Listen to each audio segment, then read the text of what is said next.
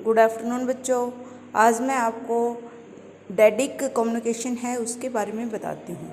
तो डैडिक कम्युनिकेशन क्या होता है? एक परंपरागत कम्युनिकेशन कि भाई कई अब जैसे मान लो जब हम देखते हैं कि भाई जो पढ़े लिखे बंदे हैं वो तो इजीली कम्युनिकेट हो जाते हैं, लेकिन कुछ बंदे ऐसे होते हैं कि भाई जो पढ़े लिखे नहीं है। पहले ज़माने में कहाँ इतने लोग पढ़े लिखे थे, ठीक है ना।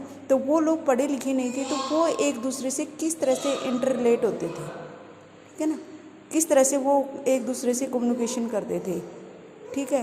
तो वो चीज़ें पहले ज़माने में हमारे टेलीविज़न, मोबाइल है, इंटरनेट है, फोटोग्राफी है, ये सारी चीज़ें नहीं थी। तो वो कम्युनिकेशन है वो किस तरह से करते थे, ठीक है। तो वो चीज़ हमारी क्या कहलाती है? डैडिक कम्युनिकेशन।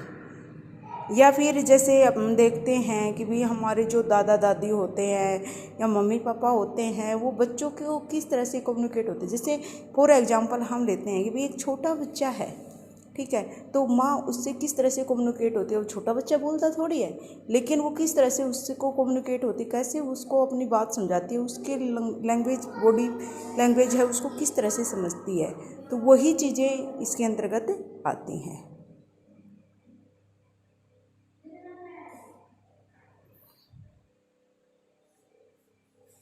ये सारी चीज़ें हैं पीढ़ी दर पीढ़ी एक दूसरे से स्थानांतरित होती जाती हैं ये कम्युनिकेशन के माध्यम से, ठीक है ना। जैसे हम देखते हैं कि हमारे दादा दादी हैं, अपने ज़माने की बातें हैं वो हमसे बताते हैं, या हमारे जो कोई भी पूर्वज हैं वो अपने ज़माने की कोई भी घटना है वो हमसे शेयर करता है, तो वो हम उस ज़माने से कम्युनिकेट हो जाते हैं, ठीक है। तो ये चीज़ें हम अब हमारे जो परंपरागत माध्यम है उनमें हमारे जैसे नाटक है, चित्रकला है, परंपरागत जो नृत्य शैली है, गीत हैं, मूर्ति कला है, संगीत है, ठीक है ना।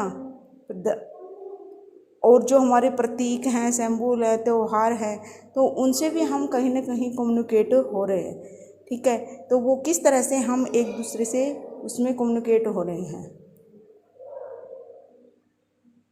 तो इसमें बताया जैसे कठपुतली है, तो वो भारत के जो ग्रामीण क्षेत्र है उसमें व्यापक परंपरागत माध्यम का लोकप्रिय रूप है कठपुतली। और उसके द्वारा हम कठपुतली है वो किस तरह से राजा रानी के गेम्स हैं वो उसके माध्यम से किए जाते हैं, ठीक है। फिर उसके साथ ही पट चित्रकला है, जैसे हम ड्राइंग वगैरह बनाते हैं तो उसके माध्यम से हम किसी भी क्षण का दृश्य है वो किसी को भी समझा सकते हैं।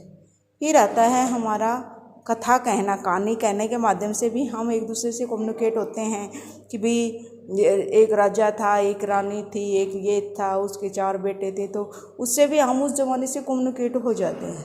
फिर नौटंकी है कि भी नौटंकी में क्या होता है कि जो प्रसिद्ध लोक कला रूप होता है जिसमें संगीत तथा नाट्य दोनों को शामिल किया जाता है। भाई किसी की भी नकल निकालना, ठीक है ना, तो वो नौटंकी के रूप से हम किसी भी दूसरे व्यक्ति को जो वहाँ मौजूद नहीं है उससे भी कम्युनिकेट हो सकते हैं।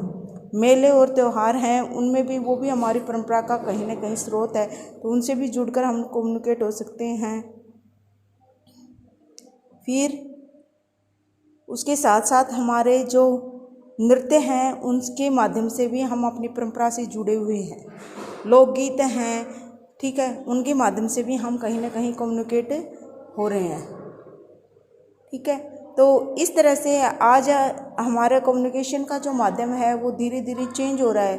परंपरागत माध्यम और टेलीविज़न है वो सबसे पहले टेलीविज़न के माध्यम से हम जैसे रामायण महाभारत है वो जो भी देखते हैं, या आज जैसे हमारे टेक्निकल जो इंस्ट्रूमेंट आ गए तो उनके माध्यम से हम जैसे रामायण महाभारत या किसी भी स्थान से कम्युनिकेट हो सकते हैं, ठीक है ना। तो वो कम्युनिकेट मतलब हम कहीं पे भी रहें और किसी भी व्यक्ति के माध्यम से, कथनों के माध्यम से, डांस के माध्यम से, या नौटंकी के माध्यम से, या फिर कठपुतली गेम के माध्यम से, किसी भी माध्यम से जब हम दूसरे से कम्युनिकेट हो रहे हैं तो वही हमारा डैडिक कम्युनिकेशन कहलाता है। Okay, thank you.